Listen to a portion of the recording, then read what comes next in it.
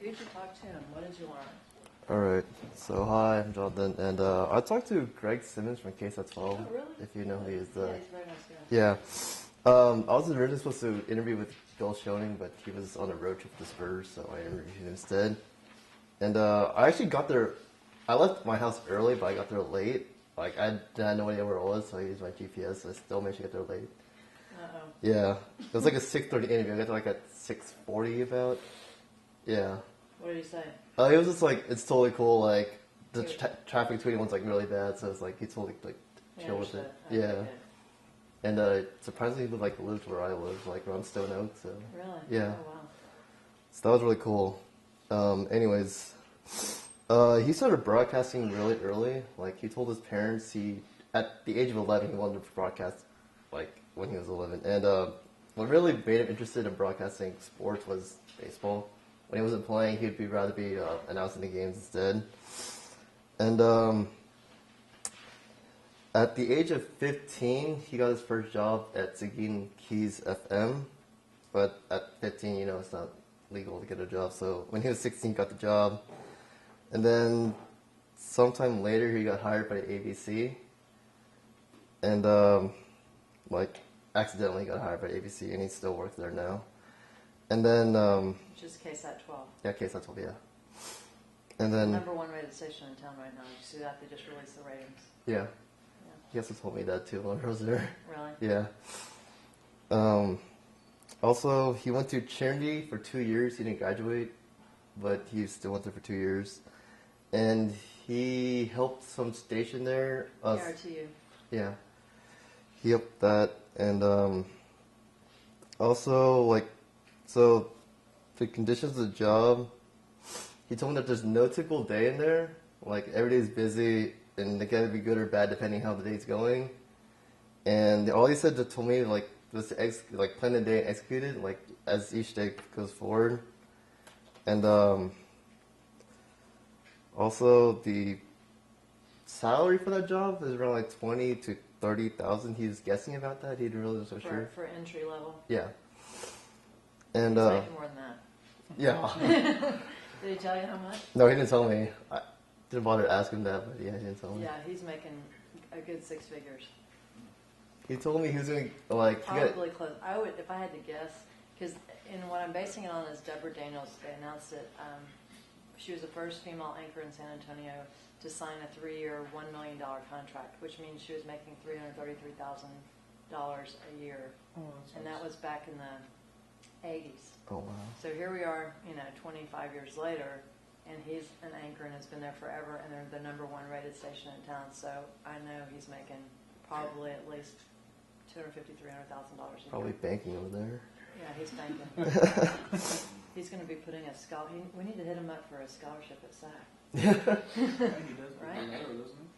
Probably. The letter pop-off. Yeah. I think so.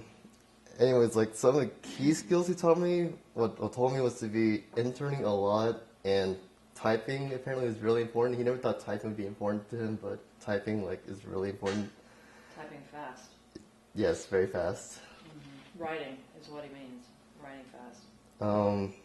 And he told me there are internships available, but I didn't really apply to one, but he told me that there was. And so at the time, he told me there was no websites that he used, but he used trade publications, a lot of them. He used Sports Illustrated, local papers, the periodical, and the Boston Globe. That's all he used at the time, back then. And for all the information before he goes in the air, he just gathers everything what the majority of the people want. So the Spurs, the Longhorns, and the Cowboys. He gets all those information, puts on the news. And then he just told me that he loves work and he just loves doing it. If you don't enjoy it, then why do it? And you talk about his hours? Yeah. He works about 10 hours a day, from 2 to midnight about every day. And then so even when he's off, I think he's probably, researching and... Yeah, probably. He's still on, in the... You're never off. Pretty much. Yeah. And he just said that every day is busy and every day is fun. He just loves his job. So. Yeah. And after this many years, he's got a routine down and he's good at it. Yeah. So, besides typing, any other advice he gave you? just love what you do. Yeah. That's about it.